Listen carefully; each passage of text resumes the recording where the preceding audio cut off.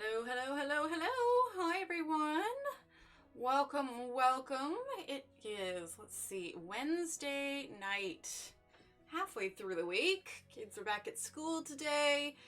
It's been a busy day. All right, so we have first in chat, Ariane. Hello, Ariane. We have Tyler. Hello, Diane. Hello, Kimmy. Hello, Alyssa. Carol. Hello, hello. We have Philip. He says hi all. Hello, Philip. Welcome, welcome, welcome, everybody.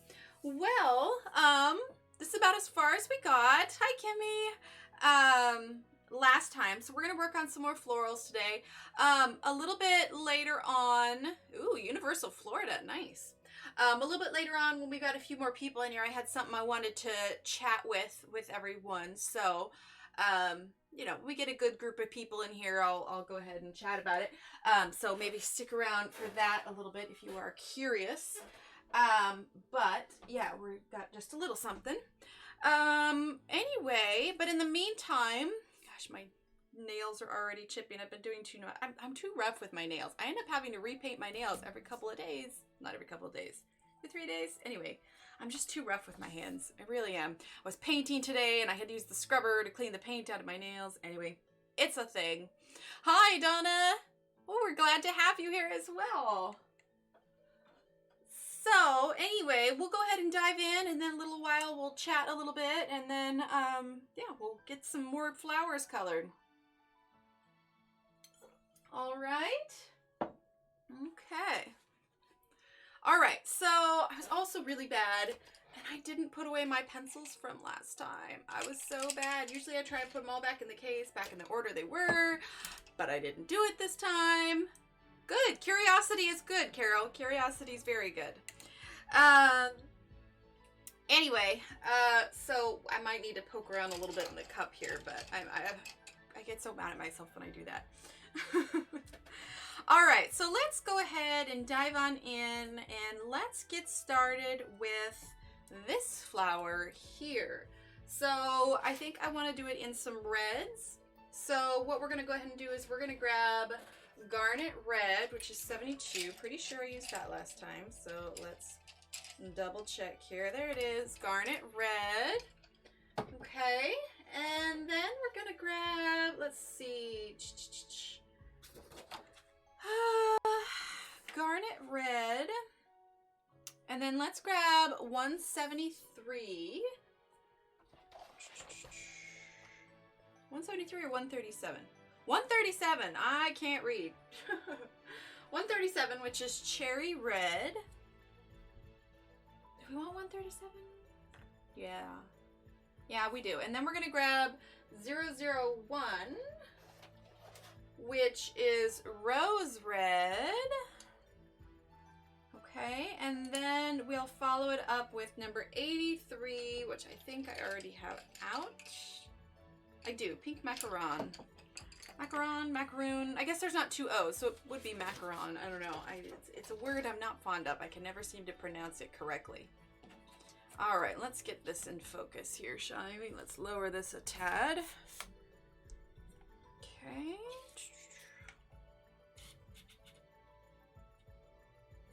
There we are, nice and in focus. And let's get this sharpened.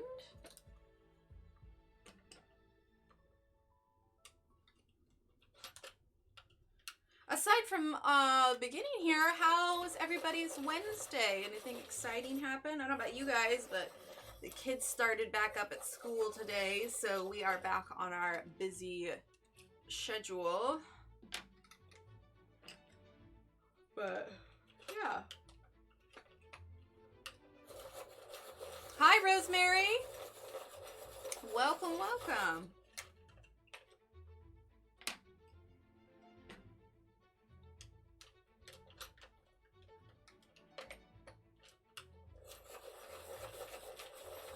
Sharpening up some pencils here so we can go ahead and get started on our flower.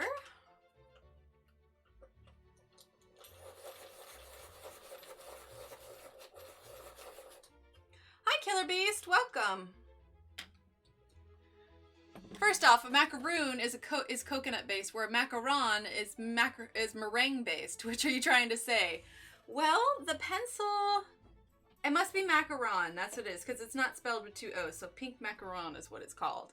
So yes, I will go with the meringue base. Hi, Allison! Happy New Year to you!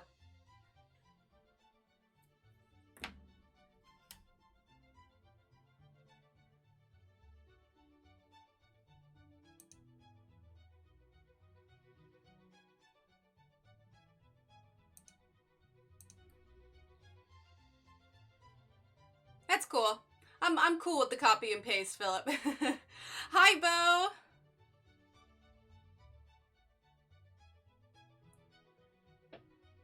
Maybe hang out and chat for a while, Killer Beast. And since I don't know what you stream, I'm gonna say probably not. Says caught up on a few things after being under the weather for a week. So busy today. Yep, I am right there with you, Carol. I am right there with you. Sometimes even when you're under the weather, like it really just it makes you like get really behind on a lot of things, you know? And then you feel like you're playing catch up when you're finally well. I get that. Okay, so we are going to start with Garnet Red.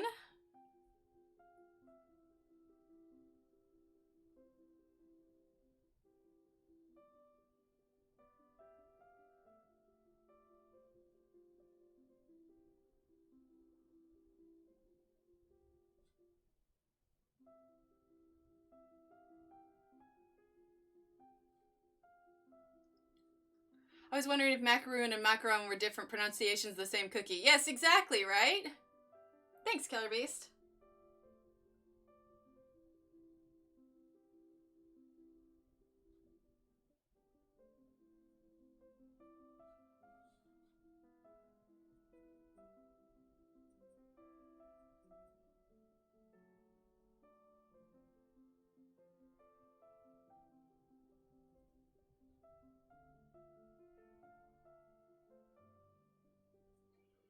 All right, so we're using Garnet Red. One of the kids, loves macarons, but they're hard as heck to make.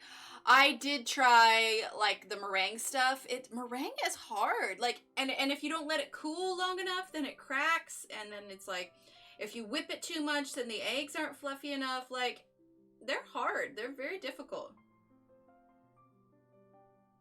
I don't know why, but, like, macaroon just sounds more comfortable to say than macaron. Thanks, So Grateful, and welcome.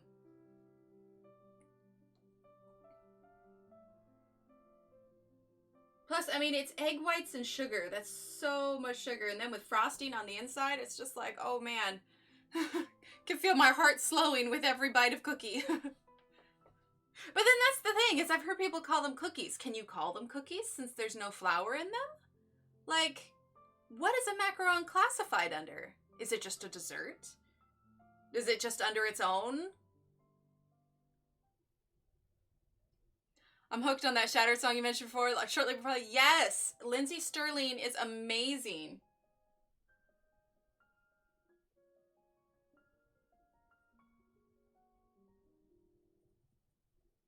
Yeah, she's absolutely fantastic. I love her music so much.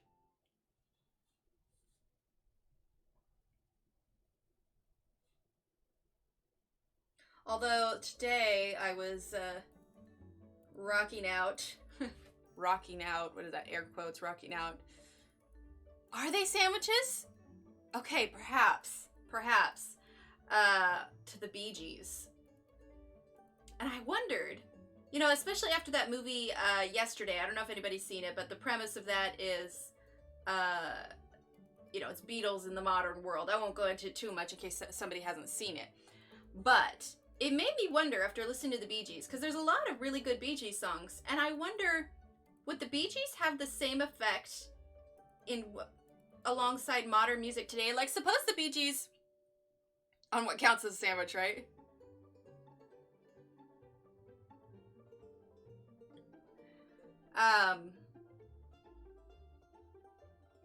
Like, I wonder if the Bee Gees hadn't been in the 70s at all, would they do, like, say their music just showed up, like exactly what their albums are now,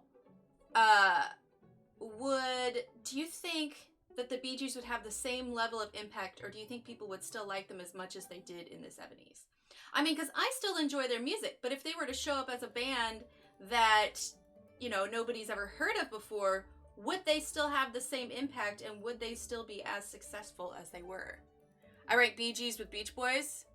Yeah, I get that. I tried to listen to her while coloring, but I kept coloring faster and faster. I had to change the station. Yes, Lindsay Sterling is not something I listen to while coloring. Lindsay Sterling is definitely something I listen to, like, if I'm getting ready in the morning, or if I need to, you know, if I have some chores I need to get done, like that kind of thing. It's definitely like upbeat kind of style. But I just wonder how well it would translate in today's modern music, you know? Like, if people be like, what the heck is this? Or if they just like it. If they came out now, no one would follow them, I don't think. Yeah. I definitely like their hits, Philip. So, definitely disco stuff. Like, I listen to it, and it makes me want to throw, like, a 70s theme party. But I like some of the earlier stuff, too. My mother really loved the Bee Gees, and so I think part of the reason that I enjoy it is that she used to listen to it all the time, just around the house. And so I think that because I have, you know, because usually if mom was playing it, everybody, you know, was in a great mood, something fun was going on, whatever. So I think part of it plays into, you know, warm feelings from childhood ties in with the Bee Gees. And I think I called my mom one day and I was just like, oh, I heard Bee Gees on the radio. It made me think of you, kind of thing, you know? But yeah, I enjoy it.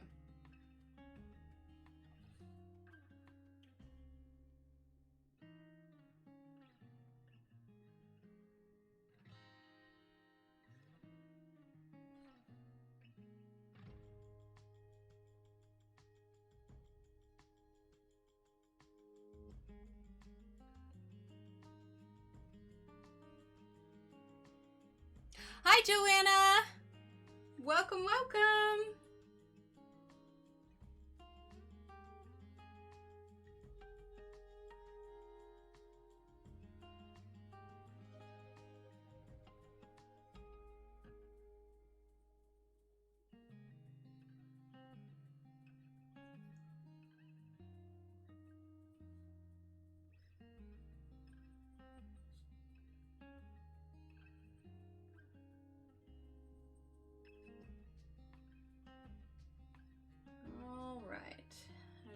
Garnet Red. I didn't want to put a pink one next to a red one because I feel like it would clash just a little bit. I think if the Bee Gees put their music out now, I think they'd have to modernize some of their hits to today's taste, whether that means speeding up the tempo, adding samples, etc. Bee Gees, are we having a theme party? I just walked in. I know, right? Yeah, because it was funny. I was thinking about the song, what is it, Jive Talkin'? And so I was just thinking, I'm like, well, jive was definitely a term that they used in the 70s. It's not necessarily one now. So I think that might have a hard time being received a little bit, you know? All right, now we're going to use Cherry Red.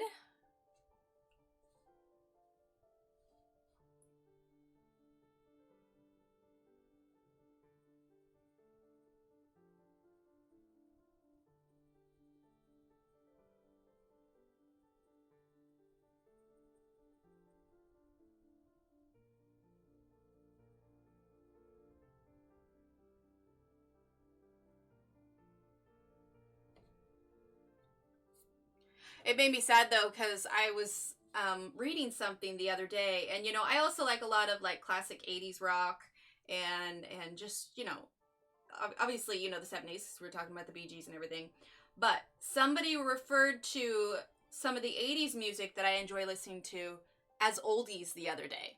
I was like, how is the 80s music the oldies? Like, it made me a little, I guess because growing up, like in my head, the 50s and 60s, you know, that was like, there was an actual radio station called the Oldies Station, and the 50s and 60s music was on there, you know, and a little bit of the 70s, but I was just like, how are the 80s oldies? And then I was just like, well, I guess times are moving forward, aren't they? But it definitely made me cringe a little bit. I'm like, these aren't oldies, these are classics.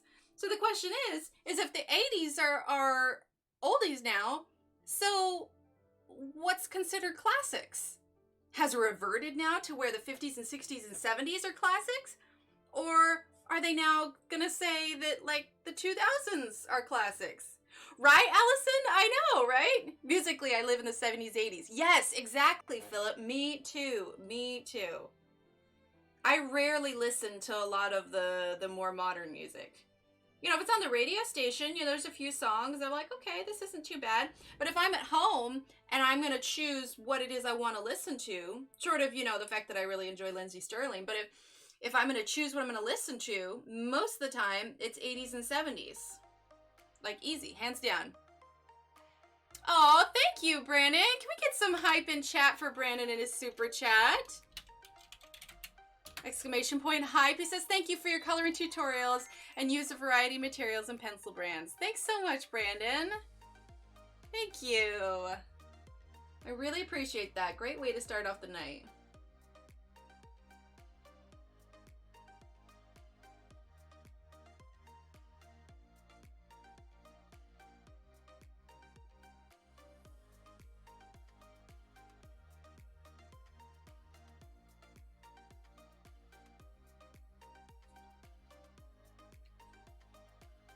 See, I'm against that. 80s will always be the best music generation.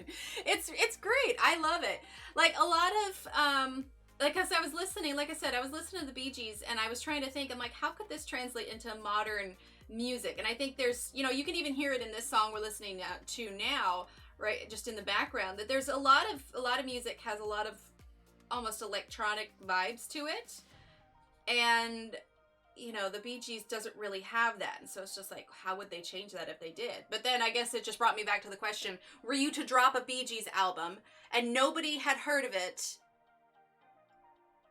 Oh, Jill, actually. Oh, I'm so sorry. Okay. But Brandon, see, I saw L. Brandon. So, all right, we'll backtrack. Thank you, Jill. Isn't she wonderful? Thanks so much, Jill. In fact, I make a note sometimes of names so that I can remember people's names and that they go by versus what it says on the screen. So I'm going to make a note of your name now. L. Brandon equals Jill. Perfect. Because I try to make a point of remembering everything. I'm terrible with names, but if I write things down, then and you know, I've got it posted up on the wall and stuff, and then I remember it, and eventually I don't need the sticky notes anymore. But thank you so much, Jill. I really appreciate it.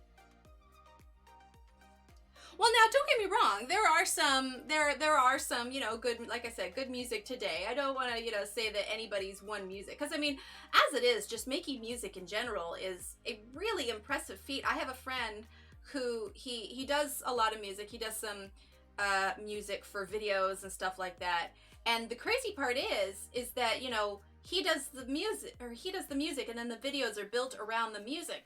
But it's just like, I have such a hard time, like, fathoming to be able to come up with a tune out of nowhere. I mean, I guess as an artist, you know, we come up with color combinations and everything, but to be able to put together notes in such a way that it makes the human body want to move or want to dance. It's a beat that you know, somebody can feel, and it's just, that blows my mind to be able to come up with something like that.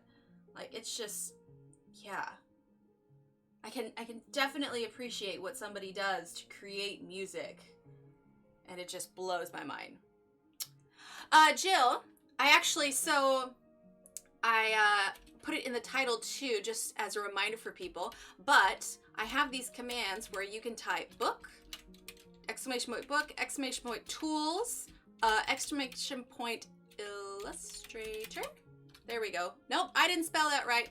Exclamation point Illustrator. But I am using the Arteza color pencils. But yeah, so I have been trying to... See, the problem is I'm horrible with updating those commands whenever I change a book or a page, but I was thinking about it today. I'm like, I need to make a point of doing this. And then I put the commands in the title too,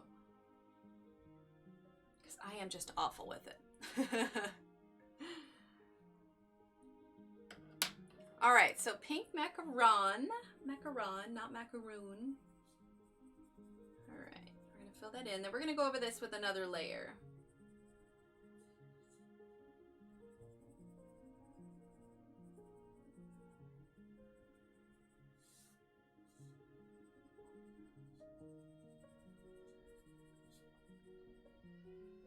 Okay, so let's grab our dark one again. And it's going to be Garnet Red.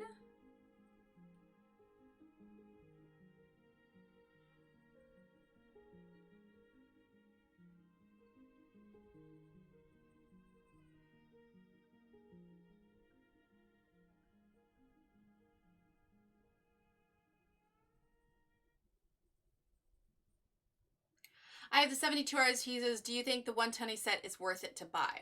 Okay, so a few differences between the 72 and the 120, Alyssa, is that they have fixed the formula of the original 72. The original 72 were water soluble. And the problem with that is that people would use the watercolor pencils and the Arteza color pencils together, and then they'd go to add water on their watercolor pencils, and then it would also run over onto the regular Arteza. So the problem is they were both water soluble. They fixed that. So in the new 120 set, if I just go quiet, I fell asleep, apologizing for ants, no worries. They fixed that. So these are no longer water soluble. Also, I don't know if you can see, but on this chart, you can see these, like, here's a white box, here's a gray box. The boxes that are marked in gray are all their new colors. So if there's anything about the selection of colors you didn't like about the 72 that you wish there were more of, then yeah, I would say most definitely yes. There's a whole new group of blues. There's this cream. I use this cream all the time. There's a few new browns, some new reds, a handful of new reds, a bunch of these new browns.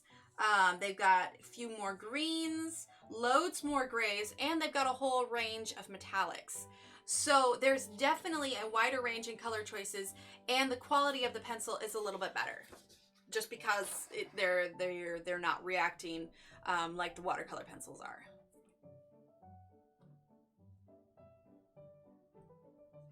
No worries, Joanna.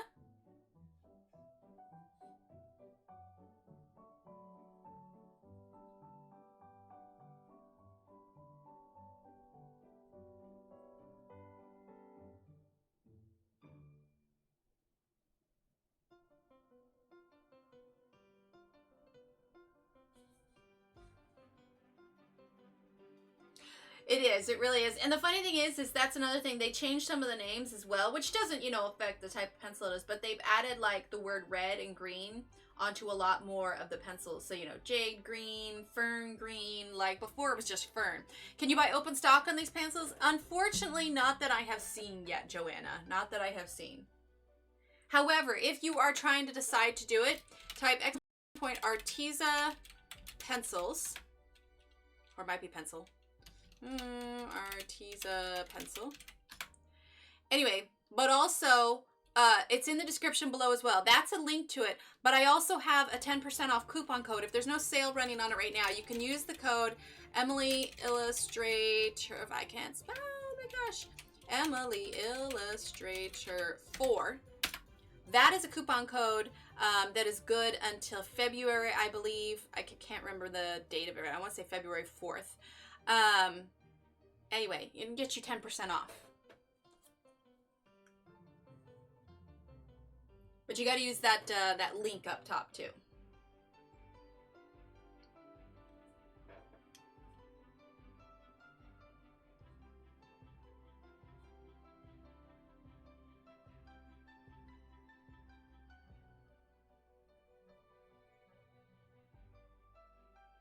Yeah, no problem, Melissa. I try.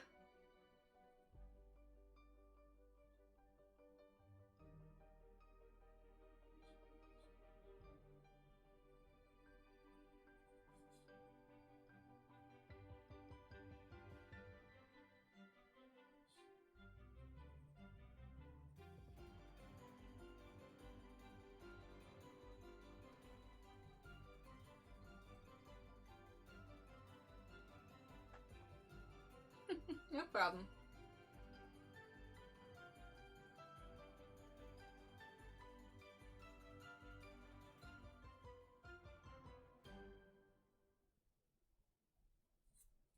Looks like there's like a little scratch on the flower petal here. I can't tell if it's something, might have been something behind the paper. Night, Philip. He says, well, time for bed for me. We'll have to replay for chat info. Sounds good, Philip. Have a great night. Don't you hate that one? Turns out there's something behind what you're drawing and then it leaves marks on the page.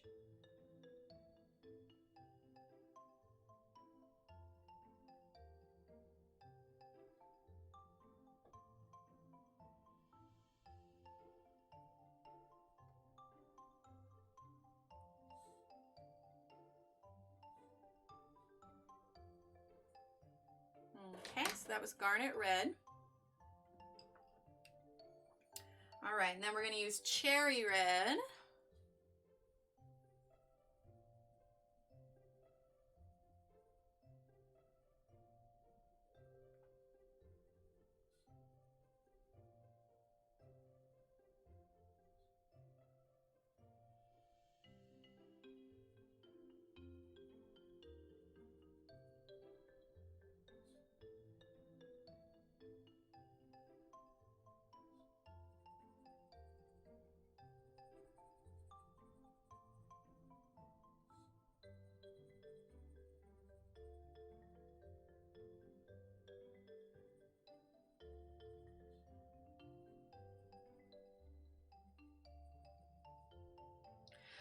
How would you say your coloring or techniques has improved since you first started coloring started your channel?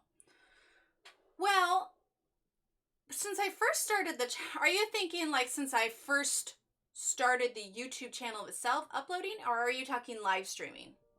Because the live streaming's only been going on for what, 5 months? I don't think quite 6 months. The live streaming hasn't been going on too long.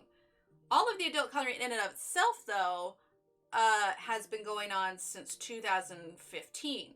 And it's definitely changed a lot since 2015. Like, easy, hands down. And a big part of that was influenced by other colorists that I happen to find.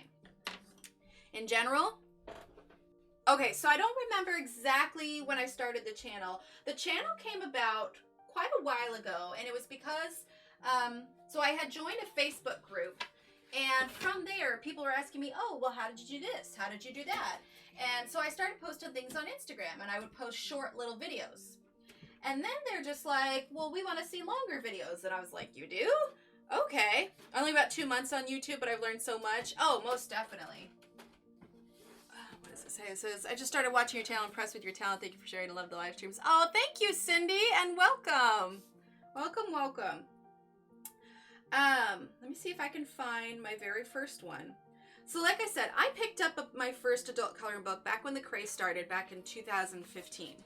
And I will show you right here. My very first book was this one, Enchanted Forest. Let me zoom out a little bit. And my very first page that I completed used Prismacolors, because I love Prismacolors. And I think I just had a real small set of them. Let's focus here. All right, so my very first coloring was this one, actually. So I don't know if you can see, but you can see that I did very little shading. Like, it is just solid color in here. I did a little bit on the wings, and I used a silver pencil. It didn't really blend well. I mean, the metallics just don't blend. And so, yeah, this is just solid color. I didn't do much with it, Emily. Emily is high octane fun stream. Oh, thanks. But you can see, I just didn't do much with it. And I remember after I colored it, I was telling my husband, I was just like, man, I really wish I could see what other people were doing with their books, like seeing how they were colored, because I had no reference of any kind. So I joined a coloring group on Facebook, and that's when I saw what everybody else was doing. And I was just like, oh my goodness, like I was blown away. So this was my very first book, and it slowly got better. You can see I started kind of blending with ideas. I remember these mushrooms. People really liked this color combination of mushrooms. But even the trunk, although yes, I used different browns on it, there is zero shading. Or if there is, it's super minimal. Like I just used the same color. I didn't use any contrasting colors like at all. You know, this one's a little bit better. Use my little Arctic fox. Hi, Abby. This one, you know, I used some gel pen, but this is very much, this is like my green book, you know, I hadn't learned much. This is when I first started doing my cloud technique. You can see I'm getting a little bit more, you know, creative and bold, like not bold, but, you know, a little bit braver with my shading. And there was this one, I started adding a little bit of background on it. I have a lot of these that I've cut out. You know, there's this one here. I started doing something with the waves. And I mean, my technique has seriously improved like since then. But a big part of that was influenced by the other colorists that I found. Oh, thanks, Alyssa. So yeah, it was really influenced by the other colorists that I found, and being able to see what they did made me want to experiment and try new things and be like, okay, what, you know, I've seen how they've done it. Now, how could I potentially, you know, try to reach that level of artistry, you know? So I hung out in that group for quite a while, and then, you know, over time I found other groups and everything. But I'd have to say that the peak that really kind of really threw me strong into this was when Johanna Basford did her rebranding for her website. Because I had been posting so much in the coloring group I was in, my name was not getting known. It's not like I was like my stuff was blow me out of the water, but it was that people did know me. So anyway, what she did is she had contacted, you know, colorists that had names in the community that were known. And anyway, long story short, she had me do some coloring for her. Mine was Fat Sharpies. Looks like, oh, how funny. So she had me color for her website. So actually, if you go to Johanna's website and you go to her books, oh, Cindy, thank you so much for that super chat. Can we get some cheers and hypes in chat for Cindy? If I can spell, there we go. Exclamation point hype. Thank you so much, Cindy. That is amazing. I really appreciate that.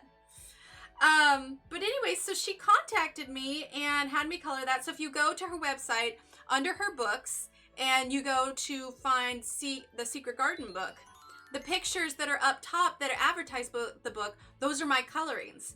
And so as a thank you, she sent me this box full of drawing pencils and different notebooks. It was just this box of goodies, and it really just kind of lit a flame under me, and it just exploded from there. And then the reason I decided to start the live streaming, I'm using Jungle Green, by the way. Seriously, thank you again, Cindy. That is so awesome. Thank you. It's because I was kind of looking at long term, and I've uploaded videos and anything, but the fact of the matter is when you film a video and you edit it, especially if you do full length videos, the file size, I never colored as a child. I was all music and nails. See, that's the thing, is I did color as a child. Like, I entered coloring contests all the time at our local grocery store. You know, small fish pond, so it wasn't difficult to, you know, win the $5 prize. But, I mean, I've always loved coloring. I was an art major in college and all of that. But the file size of videos when you film videos is huge. And it's just like, looking down the road, I was like, I'm going to need to get, you know, additional external hard drives, not to mention to edit a video takes a really long time. And I was just thinking more and more about it, and I love the one-on-one interaction here where I can color, people can ask questions, you know, and I can interact with them, you know, on a very kind of personal basis. And this just seemed like a much better platform than just blindly uploading videos. And I do still upload videos. I do reviews. I posted a coloring video the other day, you know, and I still do them occasionally. But this is my much preferred form of interaction, just because I love the instantness of being able to chat with everyone. I love being able to put, you know, full-length videos on here, and, you know, we live, it saves, and it's done. You know what I mean? So I love the personalization, I love the interaction, and I love the ease of it.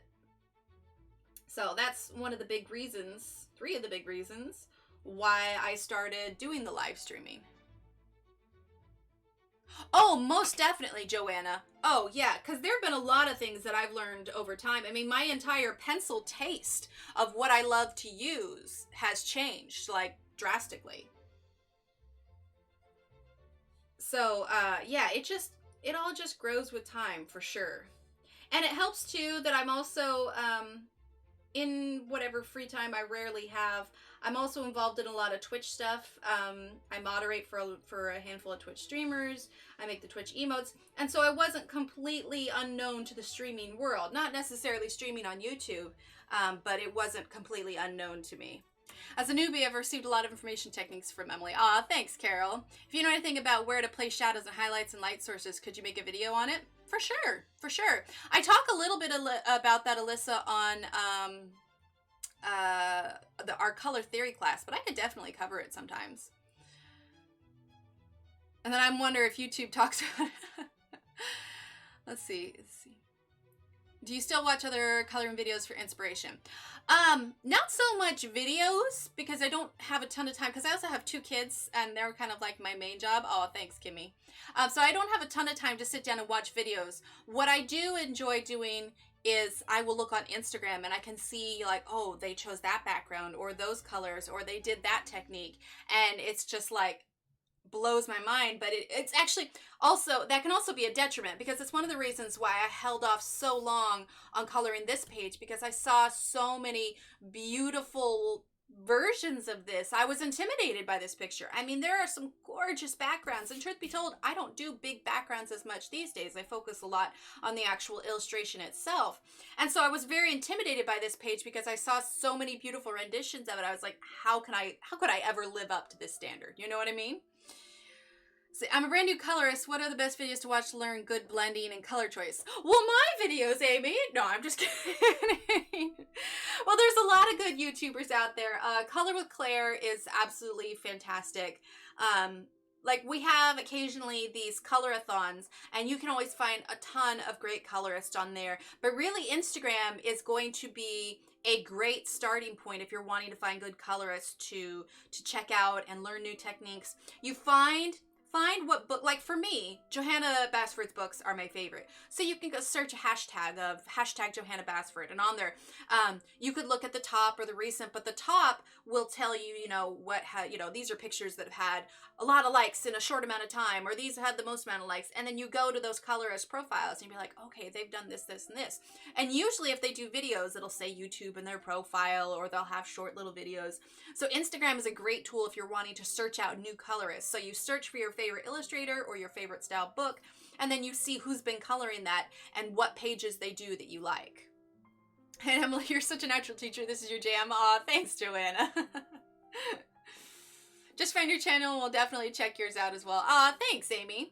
Well, you know, I finished this red flower short of the middle, and I knew that I also said I had something I wanted to chat about with everyone. We got about 30 people in chat, so this isn't too bad. We may go over it again a little bit later this evening, but we are going to take just a short little detour, I suppose. I generally keep my channel and my Instagram, all things coloring, art. I rarely deviate. Usually probably more lately than not, pictures of my kitten. But there was one thing I wanted to talk about tonight that is not coloring related. I don't talk politics on the channel by any means. But there is something that is going on in the world right now. Well, not even the world so much as Australia. I'm sure that most of you have all seen the disaster that is going on in Australia right now, the fires. I mean, it is just, the whole place is just literally lit up, and there are loads of people displaced, animals displaced, and obviously there are different ways that you can help. There's obviously Red Cross donations, like all this kind of stuff. But I stumbled across something yesterday that really inspired me because it's something tangible.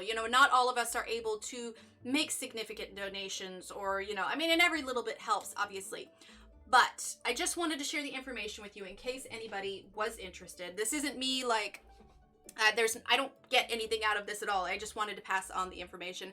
Hi, Narita. I stumbled across a Facebook group that is obviously with all of the displaced animals and everything like that.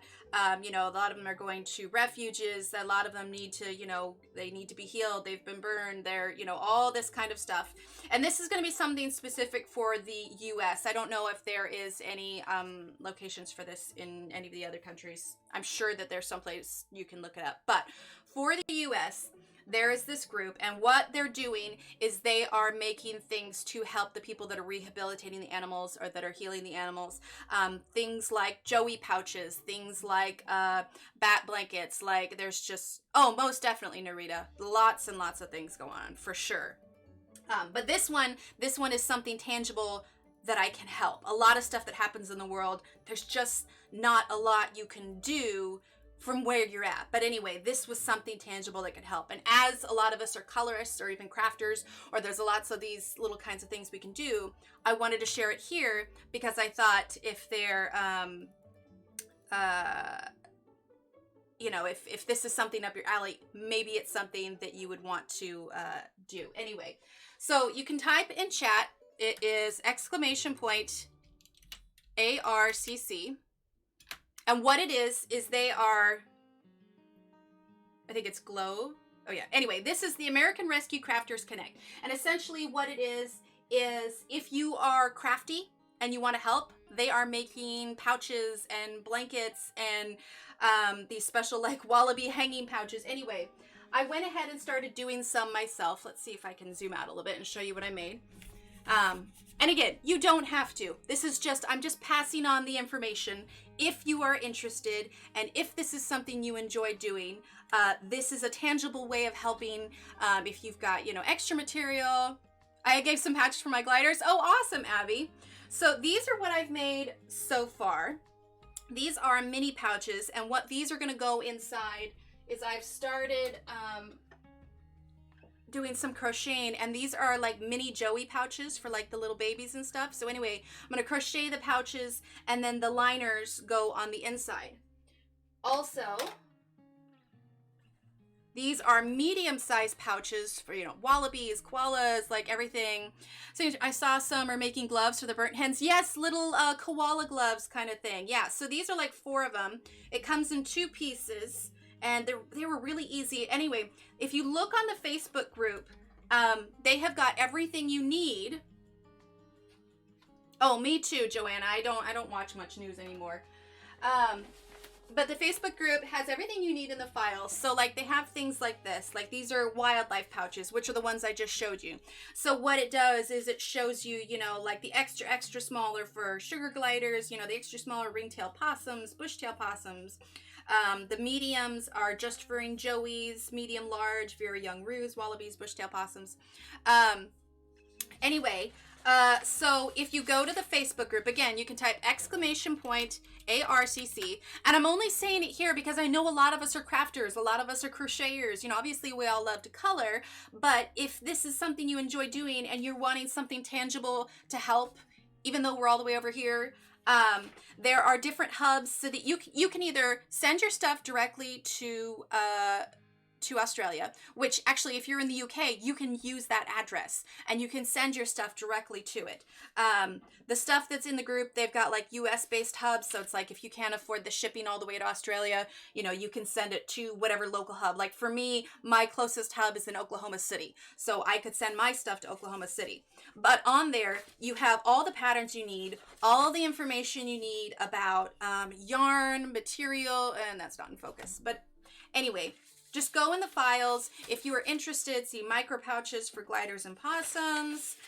It's got patterns for all the crochet. So anyway, you get the point.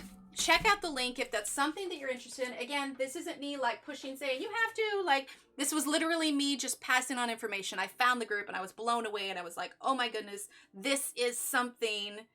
Yeah, see, exactly. That was me too, Kimmy. I've got loads of 100% cotton yarn. I've got, you know, all this fabric. Joanne's has 50% off fleece right now.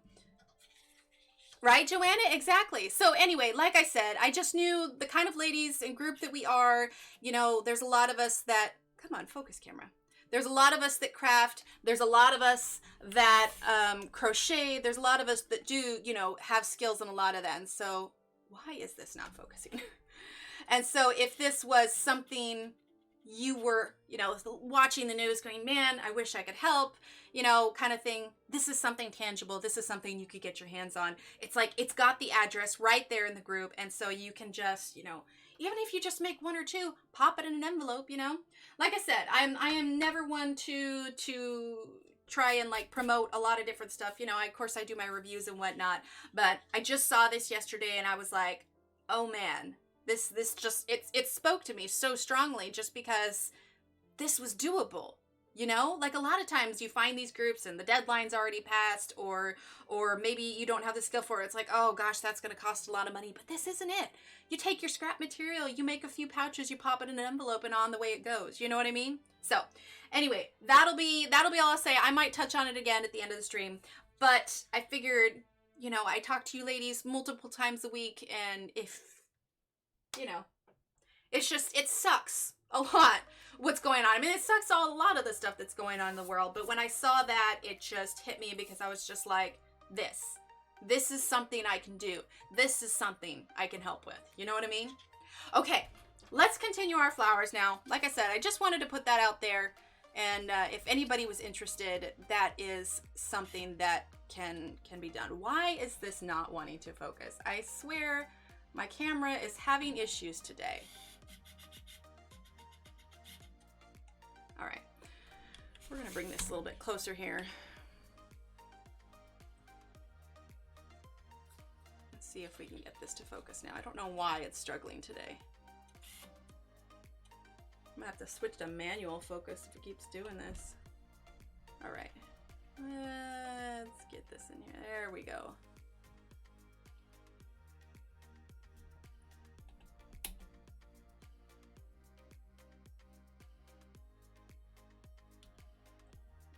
Okay, now let's see if it'll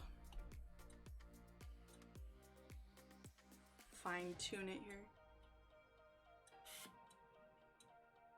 Oh, my camera is so angry tonight. I don't know why it's doing this. Maybe I need to like clean the lens or something. Okay, that's good enough. That's nice and clear. No problem, Donna. Like I said, I wouldn't like stand in the middle of the grocery store and yell at everybody to go, you know, crochet some pouches. But I was just like, man, we're like all crafters and creators here. I was just like, I bet you this could probably speak to someone. You know what I mean? And I just realized we've got another red flower pair. Oh well, we'll come back to it. Let's color a different color flower. Anyway, I mean, like I said, it wasn't anything coloring related or stream related. I don't usually have too many big things going on, but it just seemed like a good thing, you know? All right, let's go ahead and do this flower here. What colors haven't we done yet? Let's see, let's see, let's see, let's see. Let's do a purple, shall we? All right, so let's grab number 88. 88, 88, 88. Which I think I have out from last time. That's 58. That's royal purple. That's indigo. See, and this is what happens when I don't put my pencils away. Oh yeah, there's YouTube stuff all over the place. And apparently for the pouches too, they the animals are preferring like the rounded pouches. Like I guess a lot of them don't like it with like the square. Anyway, but yeah. Oh, perfect, Abby. Sounds good.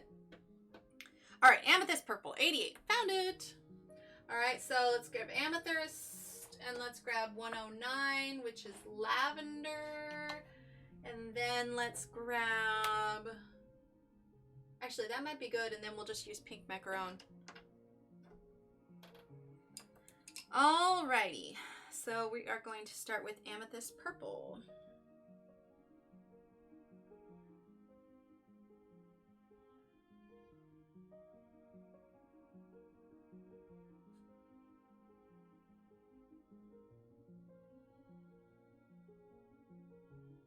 And I'm going to sharpen that just a little bit.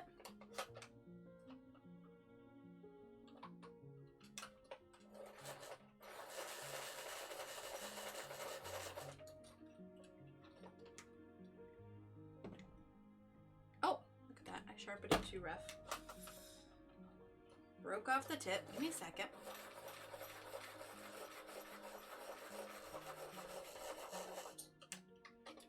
There we go. That's better. All right.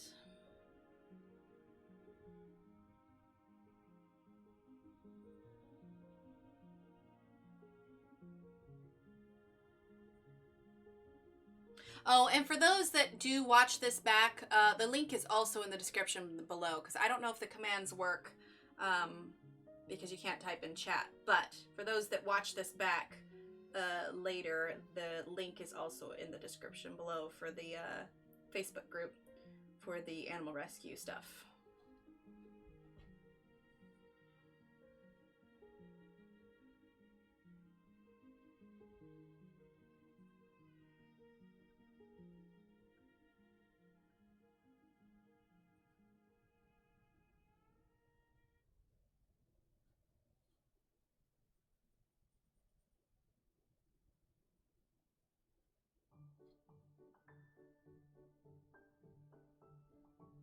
You know, I don't know why I put that purple there. I didn't want to...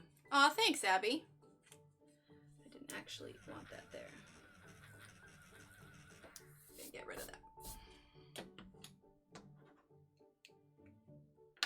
Okay, now we're going to use lavender.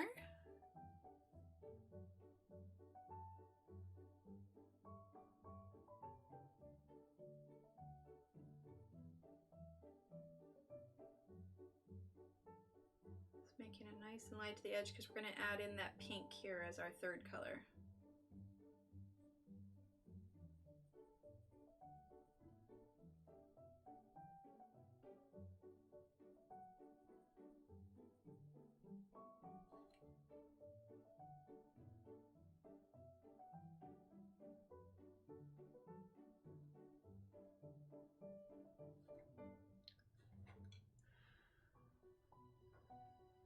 How do you keep your husband and kids from interrupting you? How do you find space in the house for your coloring supplies? So I am very, Jill, I'm very specific about when I stream. And so times that I stream, right now it's just in the evenings because the kids have been home. But times that I stream are after the kids go to bed. And thankfully, I have an extremely supportive husband. And so he understands that this has, you know, my kids are my main job, obviously. But streaming and doing my coloring work and stuff, this has sort of become my second job. And so he understands and appreciates it. So truth be told, while I'm streaming, he's kind of in the other room doing his own thing. He has, you know, like his video games, or, you know, if he's working or whatever else. So he kind of just does his own thing, and he knows that there's certain times during the week that that I stream. There has been occasional times when actually not even occasional, it was once. I had my son with me, and I was doing streaming. I forget why I chose not to cancel it, but anyway, he kind of hung out with me and played on his tablet, but I've only done that once.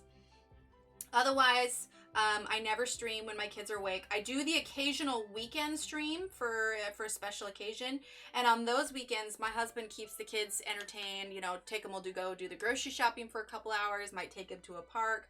So like I said, having a supportive husband, using pink macaron now, by the way, having a supportive husband goes a real long way to being able to accomplish this. And then as far as the space for my coloring supplies, we don't have a big place. So I actually stream in my bedroom, but it's a larger bedroom. Oh, were you there for that one, Abby? Yeah, this is his little voice. I don't even remember what I was coloring that day. I could not even go back to whatever stream that was, but yeah, he had his little voice and he had his little game and everything. Yeah, he liked him. But yeah, so I stream out of my bedroom because we have a pretty decent sized master bedroom, and I have taken over a corner of it. We jokingly call it my office. So it's like I've got my desk laid out, and then like behind me I've got a couple of those 3-tier carts that have some of my coloring supplies. I've got some drawers and stuff. But I'd be lying if I said I didn't need to figure out a new way to organize, because I sometimes feel a little bit crowded over here. So I don't have it down to a T yet, but for the most part, you know, cabinets, drawers, shelves, that kind of thing, and I just take over a whole corner of the bedroom. Probably the only things that interrupt the most are the cats.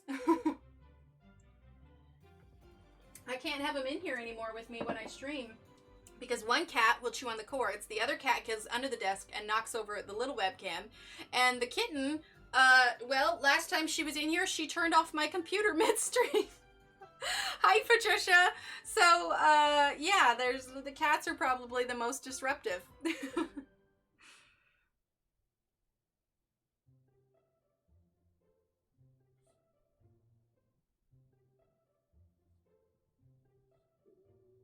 And if I stream during the daytime too, that's when both of the kids are in school. My youngest only goes to school for just a couple hours in the morning. So if I'm ever streaming on a weekday, that's because they both happen to be at school at the same time. Yeah, pretty much, Carol. Pretty much.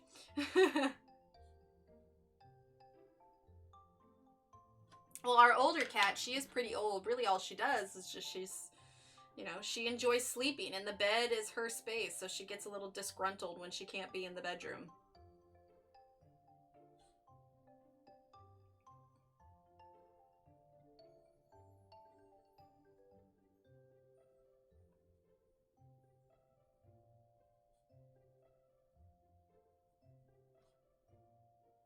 Which is why, truthfully, I don't do a ton of coloring outside of stream, just because I don't have a ton of time to.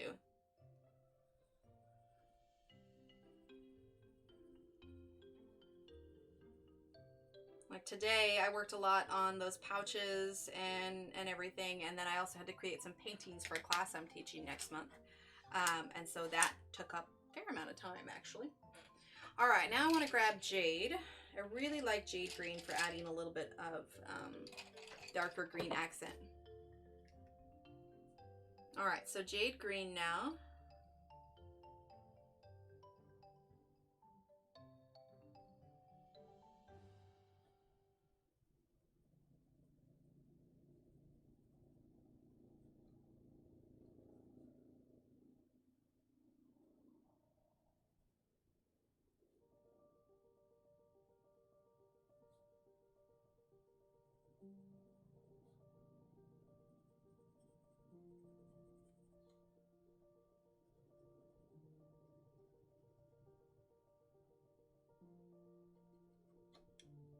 I think actually I want to add a little bit of Garnet Red in too.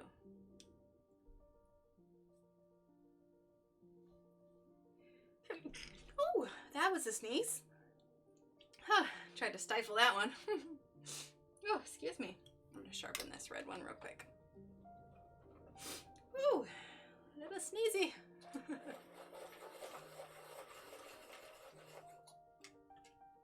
I just realized something. This.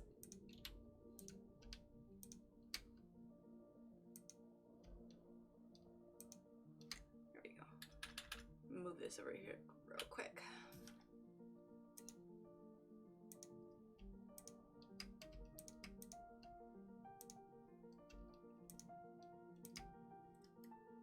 Let's see. Sorry, I'm just fixing this real quick.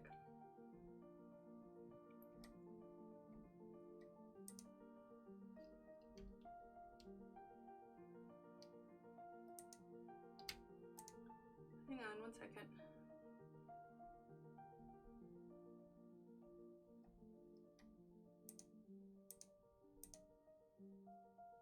There it is. Sorry. Sorry, chat. 1 second. I just wanted to move this over. That way her name isn't covered up. There we go. Oh, better. Tis a nice group here. Seems thoughtful and friendly. Aw, thanks, Jill. We try. We try. Where did I put my pencil now? I mean, I'm a little absent-minded sometimes, like when I set down my pencil and then can't find it. But, yeah. Oh my goodness. Where did I? Oh, it's in the sharpener. Thanks, Abby. Yeah, we try to keep things pretty friendly here. It really is. It's a fantastic community. I mean, I know that there have been a few moments when, like, there's been some, you know, something going on other channels or whatever, but for the most part, we try to keep everything pretty chill over here. Okay, so Garnet Red.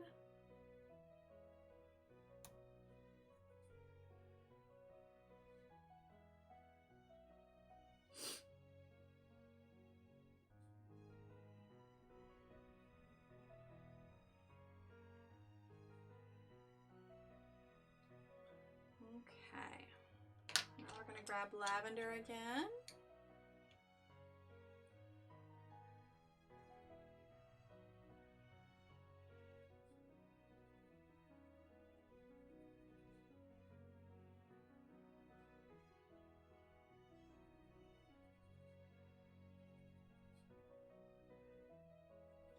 Here we go. And we'll get to the inside a little bit later. Sometimes I just like to go through and color the petals, you know? Although I think we will switch gears and color a few leaves as well. So let's go ahead and grab 59, which is the jade green. Okay. And then let's grab 92, which is fern green, which is this one here. Fern green. And then let's grab, let's see, there's fern green here. And then we're going to get...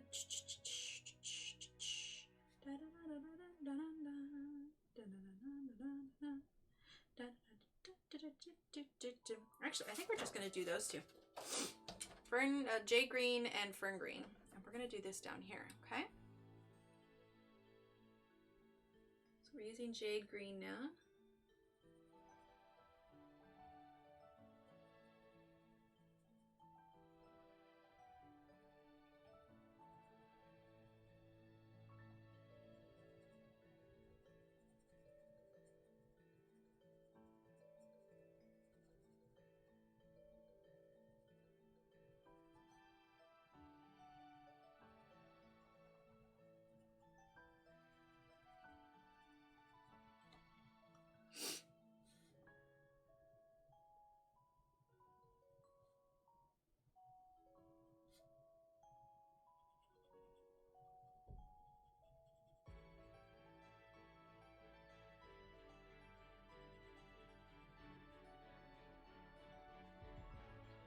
Go.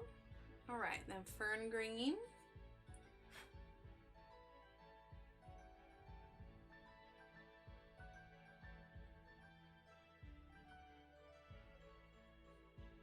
Ooh, you know what might be good here? We're gonna grab cream, which is from one of the new colors from the 120 set. I use this color all the time. I love it.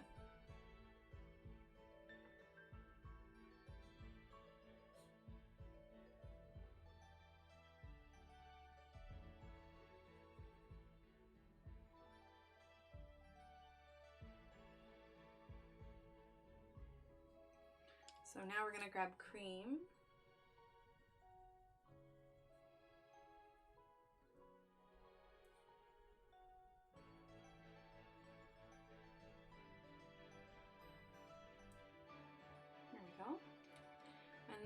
want to grab Garnet Red.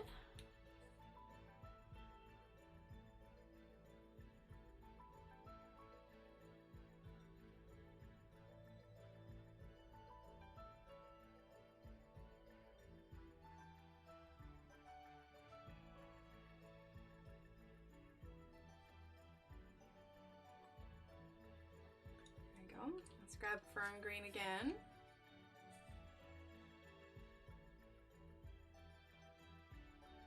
Kind of blend in with that red just a bit.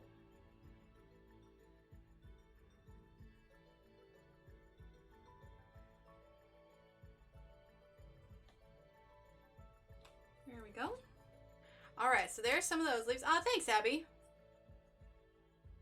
Oh, Jill, I'm sorry. I totally missed that. There are the Arteza color pencil like a wax or oil pencil. Yes, exactly what Kimmy said. Between a Prismacolor and a Faber Castell. Most definitely. However, technically they are a wax pencil.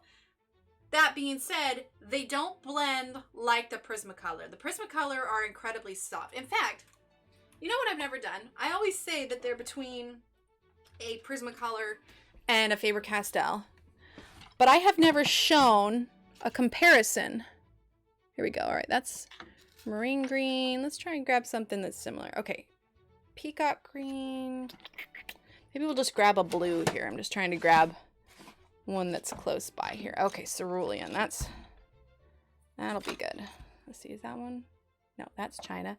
My gosh, I'm so rusty on my pencil color here. Here we go. Here's cerulean. All right, so let's grab this blue here from Prismacolor. We're gonna take another slight detour. Ah, thanks, Kimmy. And then let's grab, what is this? Aegean blue, 106, no, oh here, 104. 104 would be good. Okay, so let's grab Mykonos blue. Okay, I'm trying to choose very, very similar colors here. And then conveniently enough, I had enough space left over in this case that I have to store my Faber Castells. So we're gonna grab, let's see, let's grab this blue here. What is this? This is Phthalo blue. All right. Okay, let's move this out of the way for just a second. All right, we're gonna grab, let's see, notebook, paper, what are we gonna grab? We're gonna grab paper. Okay. So I don't know how well we'll be able to see on here, but we'll see, okay? So let's grab a pen real quick. I have the Prismacolor and Faber Castells, but seriously thinking of getting the Arteza pencils. Carol, I would. I love them, but I'm also biased because I love them so much. All right, so here we have, okay, Prismacolor. All right. Then we've got the Arteza and Faber Castell. Okay, the Polychromos. We'll put a P. Faber Castell Polychromos. All right, so now that I know where that is, let's zoom in just a tad here so you can see. Make sure that we are nice and in focus here. All right. I'm gonna drink the water here real quick. All right, and I've chosen 3 colors that are fairly similar in color.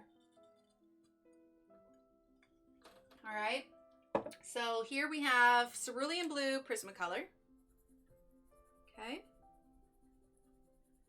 I forgot just how waxy these are, but these are definitely a waxy pencil. So I'm giving some pressure, not pressing real hard, but you know, somewhat pressure. Let's make sure. There we go, that's a little bit better. No problem, Jill. I do these kinds of things all the time. I just go off on my little Emily tangents. They happen. Probably more frequently than they should, but they happen. All right, here is the Arteza. This is the Mykonos blue. Okay.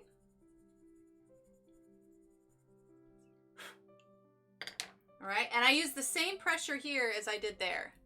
Okay. And you can see with this, you can tell that the Prismacolor, it's creamier in a way that it presses down on the paper so much easier than the Arteza does. But it's still got kind of that waxy waxiness to it. All right, and then this is a Faber Castell. Okay. I wish there was a way you could see. There's a slight gloss over, let's see if I can't see. All right, it's hard to see over the camera, but there's a slight gloss on these two versus this one. Like if you lay them down, you can see, but it's not nearly as heavy in this one. Now, if we're talking blendability, let's grab, let's see, what do I have out? I have a purple out already. All right, let's grab a purple out from the Faber Castell. All right, let's grab a purple from the Prismacolor, and we're going to blend these real quick, okay? And I'm going to use different levels of heaviness for each, all right? That way, or not different, like same level of heaviness, but we'll do like different versions of it. Yes, they're very different. My favorite is polychromos, but I do not like Arteza at all. So I recommend getting small sets and compare yourself. Yes, that would be a very good idea. What Bo said. Definitely get like a 12-pack or, you know, 24, whatever you want to do, and compare it that way. All right, so we've got a purple out here. All right, so we're going to start with Prismacolor. All right, we're going to use the same pressure across the board. We're going to use a few different, and we will try it across the board, okay? So here is the Cerulean blue, okay? And then I'm gonna kind of slowly fade out here, okay? And on the other side, we're gonna use, this is Parma Violet.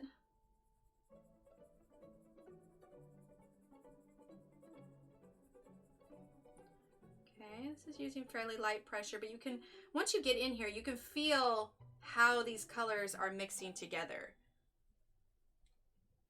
Okay, so that is the Prismacolor there. We are going to go over that, Abby. All right, so that's the Prismacolor. All right, so now here is the Arteza, okay?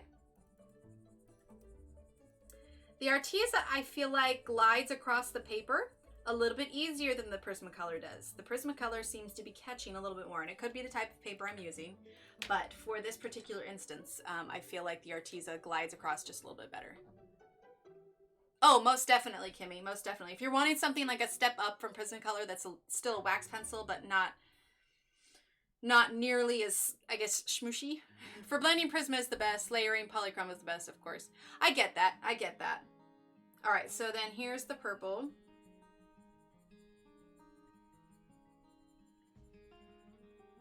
Okay.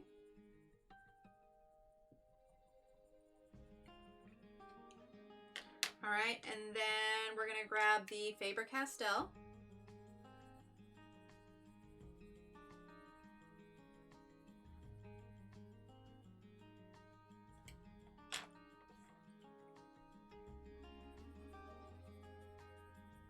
And I specifically chose colors that aren't necessarily going to blend perfectly, just so you can get an idea. Excuse me. I'm going to grab a cough drop. Okay. Hang on. Ah, my throat's a little dry. Yeah, Cindy, I used to use Prismacolors all the time, but I definitely prefer Arteza over Faber Castell. I mean, because I don't have the full set at Faber Castell. I don't. I have a 24 set plus a couple of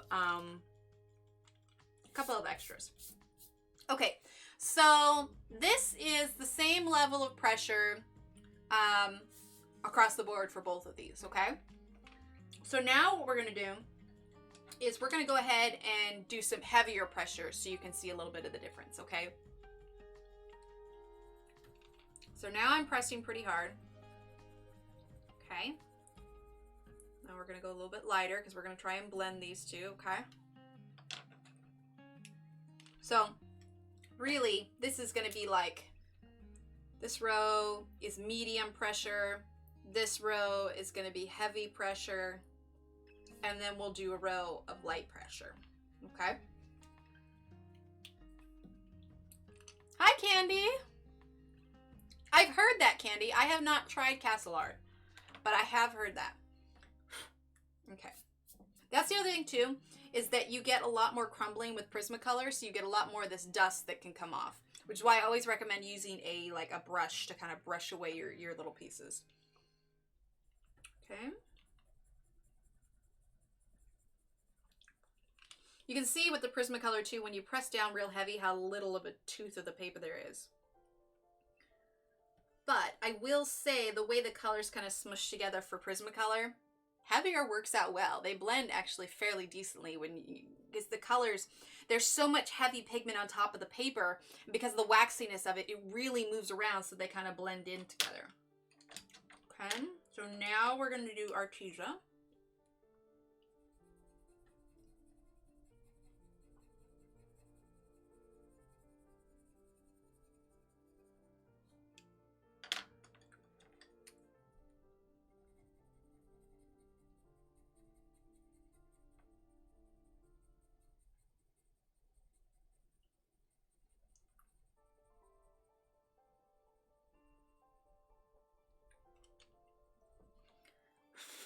Okay, so you can see here that the blue didn't move around nearly as much as it did in the Prismacolor because the Prismacolor is so waxy. Ah, thanks, Jill. Yeah, it helps that I'm pretty familiar with both these brands and I have such a limited choice in Faber Castell. So it's funny because there's a lot of times where I'll be coloring with a different pencil and I'm so familiar with the Prismacolor colors. I think, man, I really wish they had some putty beige. Putty beige would be perfect here. All right, so here is the Faber Castell now.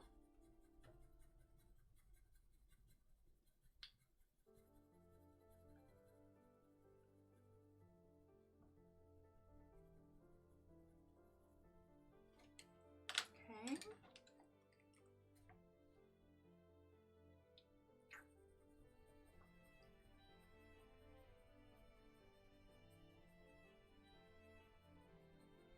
It's actually interesting. I think there's a little scratchy piece of lead in this particular pencil.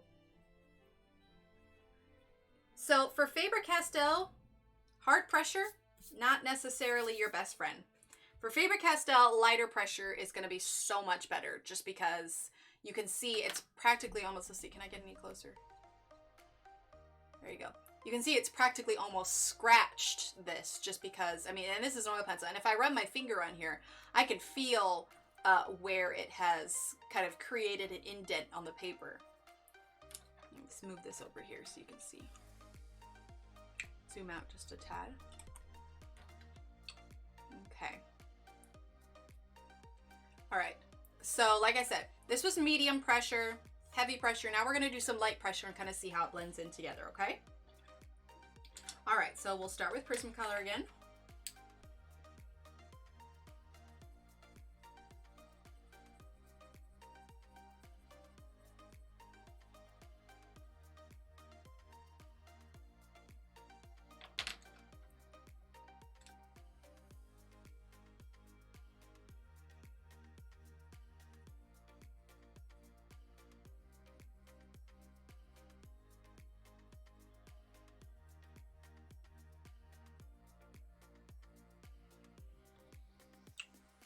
Now, one of the things that I liked to do or I'd still do, whenever I would blend Prismacolor, is I always kept a white on hand to kind of help blend the colors themselves. I have heard of people using that, Joanna, but me personally, I have not. Like, I haven't used it. I have heard of it, but I have not. All right, and then here's the Arteza one.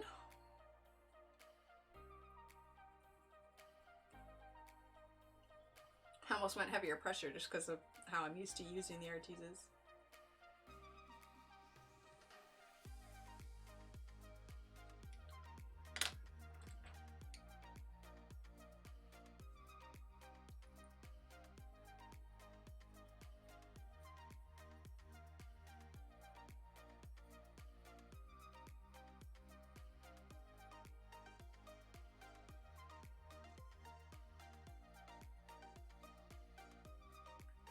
Okay, so that's the Arteza.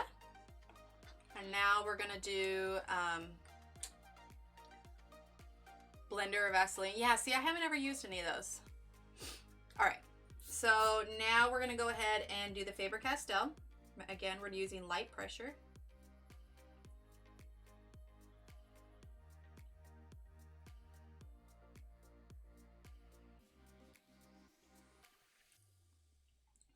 With Faber Castells, the way they glide across the paper, it's very easy to go light. Like, they are good. I mean, Faber Castells are great for layering. Put it in copper mirror, but doesn't break down the pigment. Interesting.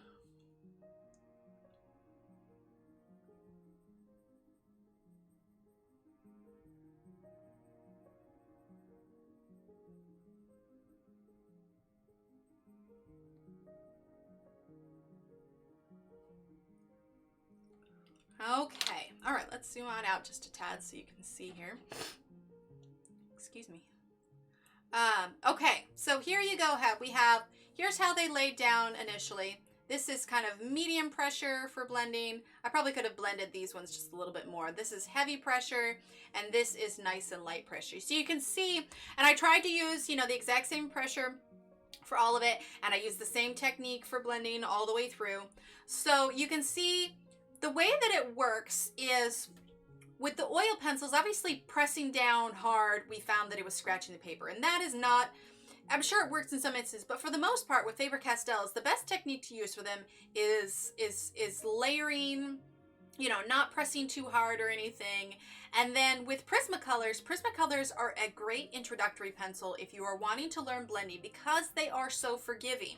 You see, this actually blended really well, but a big part of that is because the pigment is so heavy on the paper, you're literally moving it around. Like, I very rarely use anything other than the pencils themselves to blend with Prismacolor.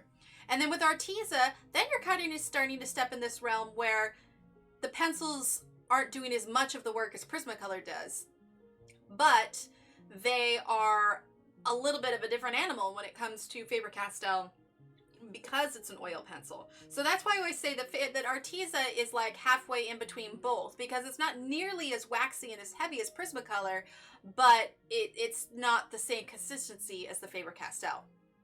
So I don't know. Did anybody have any other questions about these three? Did they want me to try out anything else? I'll wait for chat to catch up a little bit here. I mean, and if we talk just the pencils themselves and the way that they hold, so Faber Castell is a little bit thicker than the others, but again, Arteza is kind of like right smack dab in the middle. So, you know, the Prismacolors are thinner. I will say, quality-wise of the pencil itself, I get a heck of a lot less breakage with Arteza than I do Prismacolor. The way that Prismacolor is put together, if you take a look at the bottom of the barrel, it's kind of hard. Let's see if I can kind of see it. If you look at one of your Prismacolors, you'll see that there is a line across it. Now, the way that this works is that when they're making the pencils, they have both sides of the barrel. Then they lay down the lead inside, and they put dots of glue inside. Now, here's where Prismacolors get a little bit more fragile. If you were to, say, drop these on the floor, now I have carpet, so it's not an issue, but say a bunch of your pencils roll off your desk or your table and onto your hardwood floor, there's a big risk of there being breakage with these now because, and part of it has to do with because they are such a soft, waxy pencil, but a big part of it is too, is that they didn't used to do this, but when they changed suppliers, it changed a little bit of the quality control of the Prismacolors. Because there is less glue in the pencil, it is much more prone to breakage. I don't know if you've ever had an instance with your pencil where, and I think I've got one somewhere, where the whole lead, ooh, see, here I am dropping it. The whole lead inside moves because there's nothing holding it in there. So if we're talking quality of pencil, like just the pencil itself, not its ability to blend, not its ability to color, but if we're talking quality of pencil, Prismacolors on the lower end, only because the quality control of them isn't as good. There are times when I've had pencils that I've sharpened and giant chunks have been taken out of the side where the seam meets. So just the quality of the wood and everything else isn't nearly as nice when you get up to the higher ones. And one of the nice things, and you'll notice that it's the same with both the Faber Castell and the Arteza, let's see if we can focus a little bit, is the covered end here. And what that adds is a little bit of extra security, because what they do is they dip this in like it's, you know, a little bit of paint, but it's adding a little bit of extra security at the bottom of that lead. And the difference between these Artezas and with the Faber Castells versus the Prismacolors is that when they make these, there is a nice long strip of glue. So there's glue throughout the entirety of the lead versus just in dots. So there's definitely a lack of quality control when it comes to the Prismacolors. With Artezas, you see I occasionally break one, but part of that is because I've sharpened it to, you know, to tip. It's not like where you sharpen it and the tip breaks off, and then you sharpen it again and then the tip breaks off again. Sometimes that has to do with your sharpener, but the fact of the matter is the quality of Arteza has gone down since they have switched. These are older. This is an older version of Prismacolor. It is a Sanford. Also, the other brand that they used was called Barrel. And these were made in, there we go. Oh, hair caught on that. So I don't know if you can see, but on this here, it says USA. Okay, so the Prismacolor pencils used to be made in the USA. Now, I don't know if you can read that, they are made in Mexico now. So once they outsource them, I think that they just, it's not as good anymore. And there's a significant difference between what they call vintage Prismacolors versus current Prismacolors. So that's part of the reason that I don't use them as much anymore, because I got tired of the breakage, to be perfectly honest. I just don't get using it, breaking down all the layering I just did, but I do want a more finished image. Totally agree on Prismacolor. A lot of mine are split on the barrel. Yes, exactly. Prismacolor is owned by the same company that owns Rubbermaid. You can email Prismacolor Sanford customer service with a picture and receipt, and they'll send you a new pencil. Really? I did not know that, Jill. I should do that. Yeah, because I definitely have a handful where that's happened with. And like I said, that's probably part of the reason why Arteza appealed to me so much, because I can sharpen these to a super fine point. Like, so this is the sharpener that I use. I use the Doll 133. This was gifted to me by one of our other viewers, another woman named Donna. And I cannot use this sharpener with the Prismacolor ones. Why? Because it sharpens it to such a long point, which is great for my Artezas because they don't break nearly as much. But you'll see here, this one's sharpened to a longer point versus this one. This is the style of sharpening I usually do on the Prismacolor, because this leaves less wood and less lead exposed, which gives the lead a little bit more support. So when I'm coloring like this, you know, you're putting a lot of pressure on here, and when you have this much lead exposed, it's going to make it a lot more prone to breaking off versus when less of the lead is exposed here. So anyway, that's where I stand. Don't get me wrong, I would love to have a full set of Faber Castell some days, but in the meantime, these, too expensive. These, frustratingly breakage. These fall somewhere in between and frustrate me significantly less. So this is why these are my go-to. That and Ergosoft. I love Ergosoft. But hopefully that answered a few questions here. Like I said, don't ever like ask. Oh, there goes. Hello, world. I love being asked questions like that because, I mean, I love going off on my little tangents. Anybody that watches me knows that I love going off on tangents. So, going to give it up for tonight. Interesting chat. Eyelids are getting heavy. Chat next time. Sounds good, Carol. Yes, it seems like a process and it takes a week or more after email, but I have gotten replacements. Oh, cool, Jill. Very nice. All right. Well, let's see. I know we didn't color a ton tonight. It's not even 10 o'clock. Truth be told, though, like I've got this cough drop. My throat is starting to get kind of scratchy and kind of bothering me. So I may actually just call it a simple short night tonight here. You know, we had a few tangents, went off on a few things, colored a flower here and there, a few leaves. But tonight was a nice and simple night. Like I said, I know we didn't get much done, so I apologize. But we're going to be live again on Friday night. Like I said, I think my throat's starting to irritate me now. So I am going to let it rest. But I'm going to let it go for tonight. And then we'll be live again Friday night, 8:30 p.m. And then next week, we're going to be going back to some daytime streams. So we'll be able to stream during the day a little bit then as well. All right? Okay, so I'm going to go ahead and call it here. And I will see you all on Friday night. All right? Thanks for hanging out. Don't forget, type in, for those that maybe weren't here either, if you're interested in helping out with making those pouches for the Australia fires and the animals and stuff over there, exclamation point ARCC in chat, and that will give you the link to the American Rescue Crafters Connect. If you are interested in making those, the link is also in the description below. All right, everyone, have an absolutely lovely night, and I will see you all on Friday. All right, bye.